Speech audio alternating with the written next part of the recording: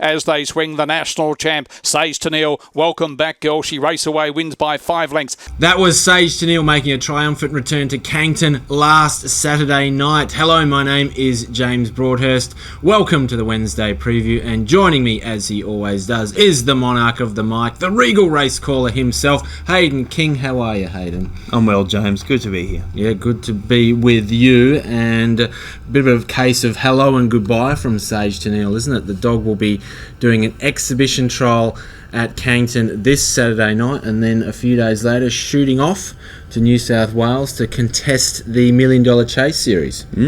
Sounds good. And it's a bit of a case of back-to-back exhibition trials after that performance we saw on Saturday. That was pretty simple stuff. When she jumped that well, was able to muster up and lead to the first turn, you knew you were in pretty safe hands there, and she did the job comfortably. Yeah, she looked in fine form, that's for sure. Speaking of fine form, you are maybe not in such fine form at the moment physically, but give us an update on this shoulder scenario, mate, because we've got this Corey White physical challenge pending, just waiting on your medical results. What's happening there? Well, physically, I might be disabled, but mentally, I've never been stronger. It's coming along. Good. Yeah, I think it's coming along. It's I haven't been able to do any exercise on that arm, but I think it's improving gradually. So I think I would be able to do the Corey challenge whenever he wants, whenever he's up for it. Okay, wow, even with a gammy shoulder. It won't matter. All right, that's a big challenge. By the way, there are other challenges lining up, Hayden.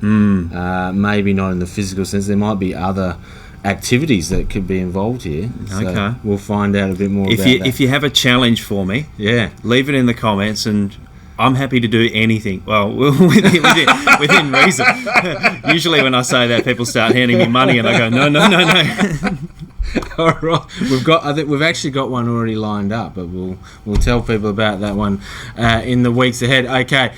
Speaking of what's coming up ahead, Hayden, we've got the final of the WA Bred Championship at Cannington on Saturday night. Why don't we have a look at the field? This is race 4, and my eye is immediately drawn to box 7 here. King Tommy. What a run that was last week. Comes in as the fastest qualifier. No problems stepping down to the 520 metre journey was there. He did land last out of the traps, but then rounded them up before going on to win big. 29.77 was the time. That was his first run over the 520 since the start of July.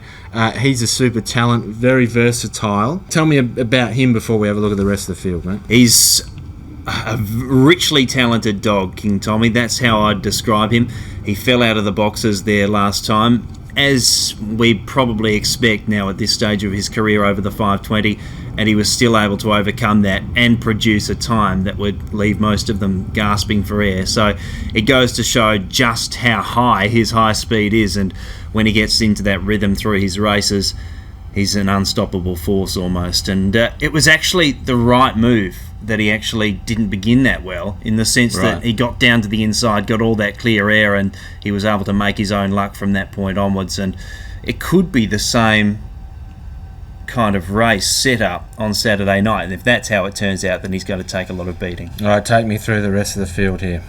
West on Blossom in 1. We know she'll be competitive. I don't think she has that elite high speed that a couple of these have, but she'll be wearing her heart on her sleeve. Dandelup Blazer. I love this dog's attitude and desire to win. He showed that last time out when he was able to score in impressive fashion, and he's really made that a trademark of his in recent times. We know I love Weston Booney. He's a real star, this dog, but he does need to begin well enough, and he does need to avoid early trouble. Okay, my thing with Booney in this particular field, I don't think he will lead. He's definitely a capable dog, but if he doesn't lead, where does that put him? Is he going to get jammed up here in box 3?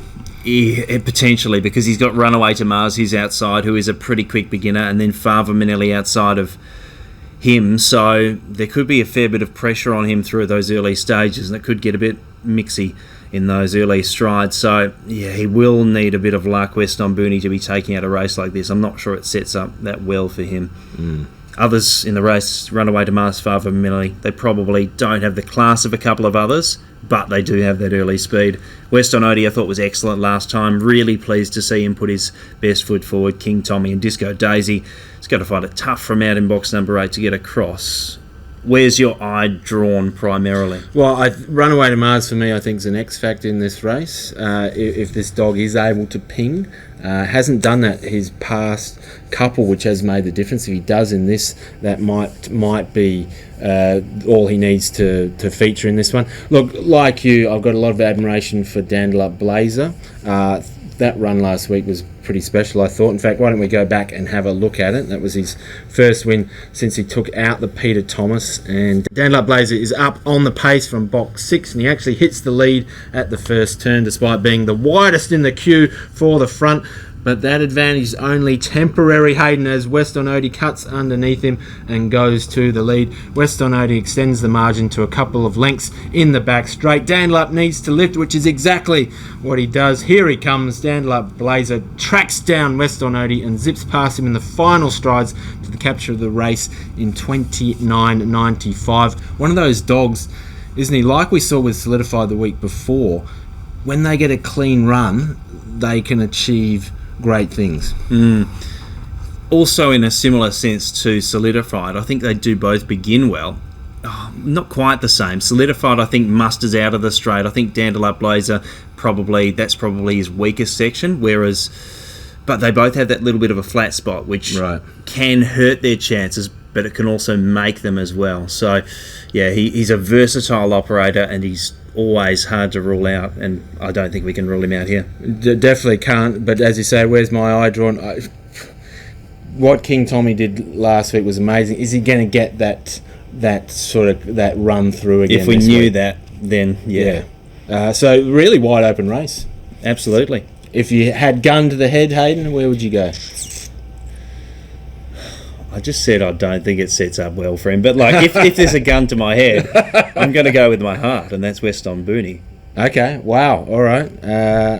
Weston Booney for you. Look, I'll stick with King Tommy, no confidence. I really could be easily swayed. All right, that is the final of the WA Bred Championship at Cannington on Friday night. Another race we thought was worth having a look at is race 6. This is the best 8 WA Bred Canning Grade 5. And Hayden, box 1, we've got Flying Frida here. Got squeezed out and pinballed at the first turn of the heat of the WA Bred Championship that she was involved with last week. Finished last. I think she's definitely better than that. In fact, I'm not looking past her from box 1 in this race. This field certainly not as cutthroat as that heat was last week. But convince me that I'm wrong. Easily achieved. Okay, all right. No, well, she's a chance, Flying Frida, but I definitely don't share the same level of confidence as you, particularly in a field like this where there are a few dogs that are going super well. Sandpatch went back over the 380 last start and went 21.57. Yeah, the form's good. Racing at Northam and last week was the 380. Does that stack up against this? I think it can. Okay. If she begins like she did last week, I think she'll probably win. Okay. That was a blazing effort, and she is strong over the 520 metres as well. Strong enough to be saluting. Spider Venom, another dog 3 starts ago, we saw win in 29.79. There are some dogs that can run time on their night.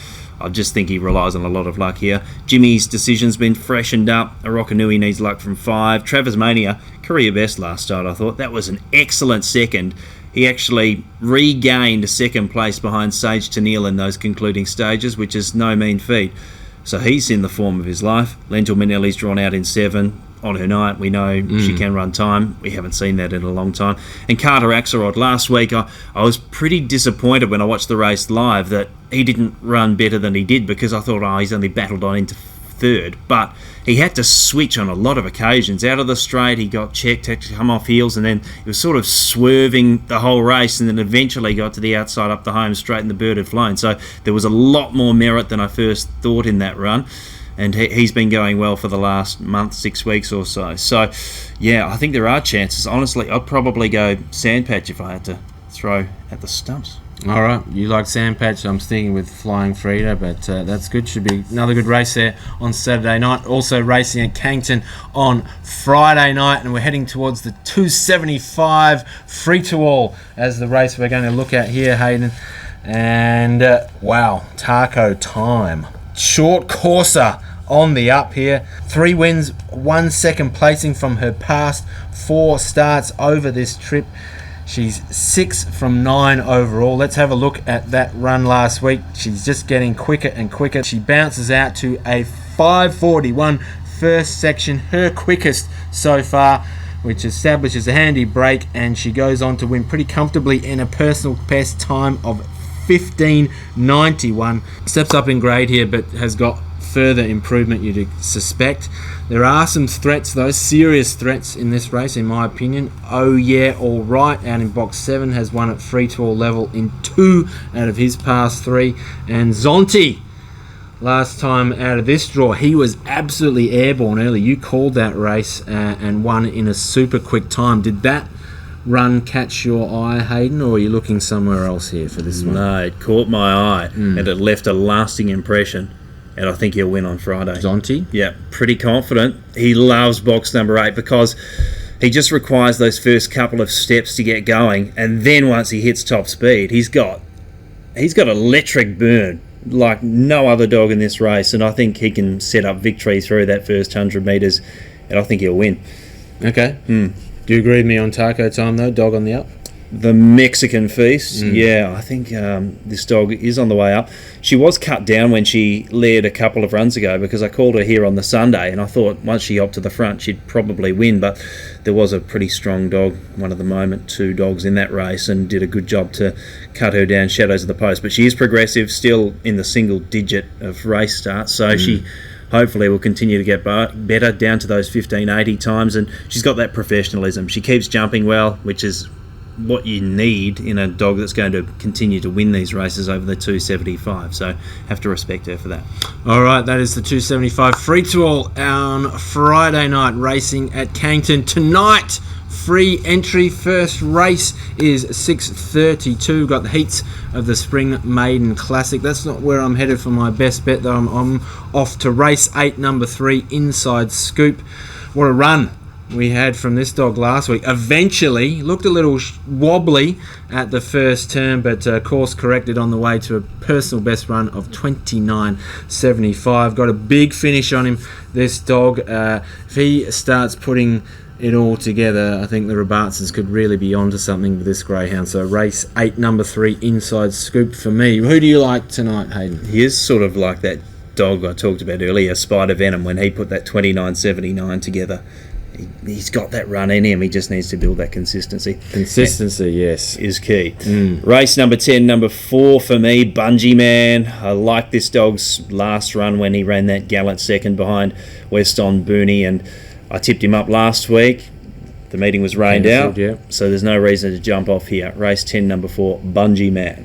All right, Hayden, those are our best bets for tonight. Bungee Man, Inside Scoop for me. Thank you, sir. No worries. It's been a pleasure as always. Hopefully you've enjoyed the preview. If you can't make it to the track, of course you can catch us next week on the Wednesday preview.